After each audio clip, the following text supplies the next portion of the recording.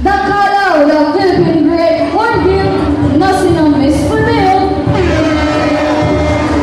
and ang kanyang younger brother, na si JJ.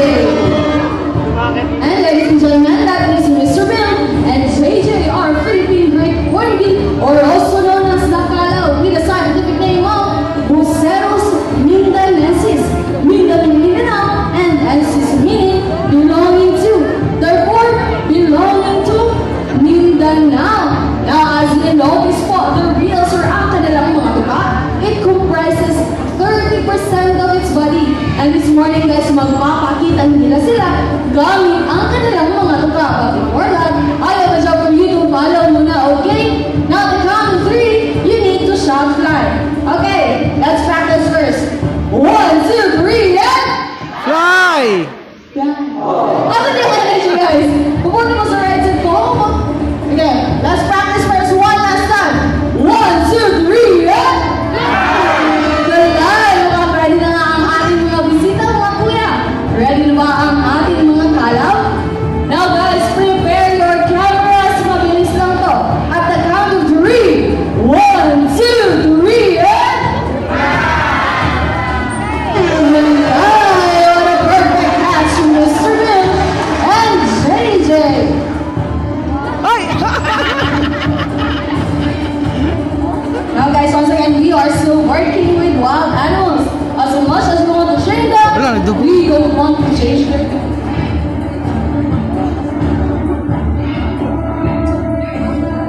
Excuse me.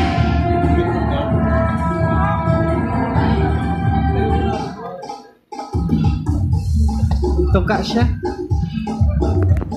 Amazon forest. Now may I go on Barak. Once again, guys, Barak. Ayun. Once again, this is Barak, our blue and gold call with Kuya and some of our presets for yan, Kuya.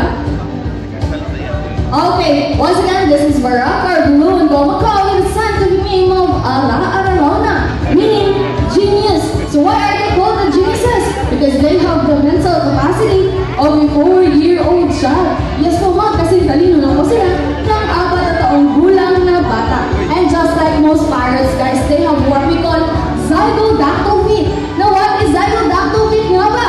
Ipapakita yan ni Rocky using a Filipino footwear called Kadang Kadang. Now Barak, Sot Barak, Sot and Marcha.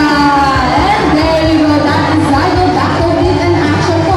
Soon on, soon back, allowing them to grab items. So march if you boy. Right, left, right, left, right, left, and babag. Good boy, Barak, at dahil dyan, may high five Barak kay Kuya and second time. High five, Barak. And there you go. One more time, Barak, high five. Alright, now syempre si Barak, guys, ay napaka-sweet din.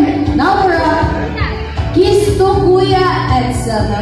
Kiss Kuya the bear. One more time sa kabilang kiss Kuya daw. Nabitin daw si Barak, Kuya. Ayun.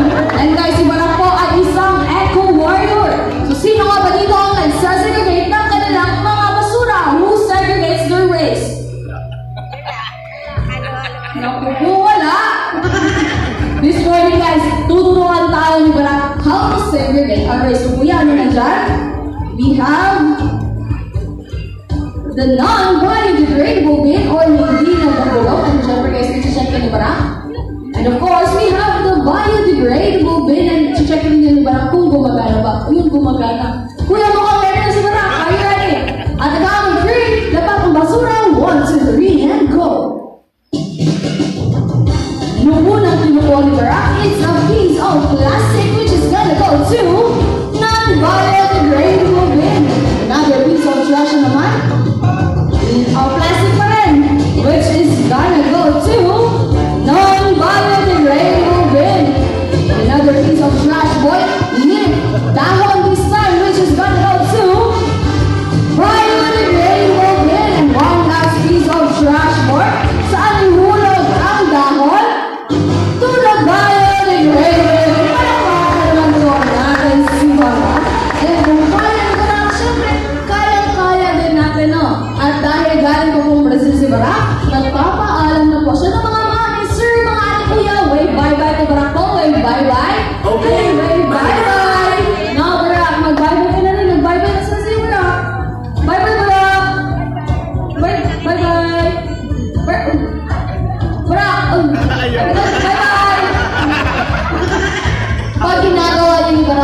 ibig sabihin he still wants to stay sa show. However, we need to highlight our other animal ambassadors.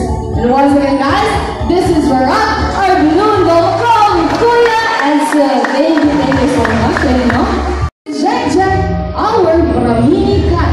Now, Jack, come here na boy. And there you go. Now guys, once again, we are still working with wild animals. Don't you worry po, lalapag din yan si Jack kay Kuya Siren. Now Jack.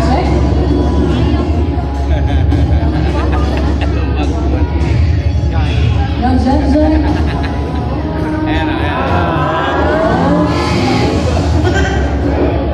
Now guys, anyways, that is Jack po, our Brahmini cat. The scientific name of Haliescoritos, or locally known as the balloon.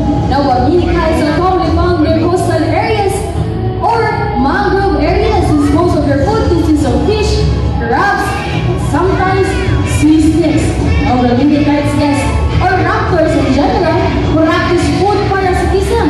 Food parasitism is stealing food from the other animals. So nanguha po sila ng pagkain from the other animals. Now did you know a raptor as big as the Philippine eagle can actually crush a skull of a monkey? So ganyan po ka-powerful ang kanilang mga talons. Now, here in the Philippines, we have 51 species of raptors, but at Davao Crocodile Park and Zoo, we have 5 species of raptors, namely the Brahmini cat, the white-bellied sea eagle, the Philippine serpent eagle, the grass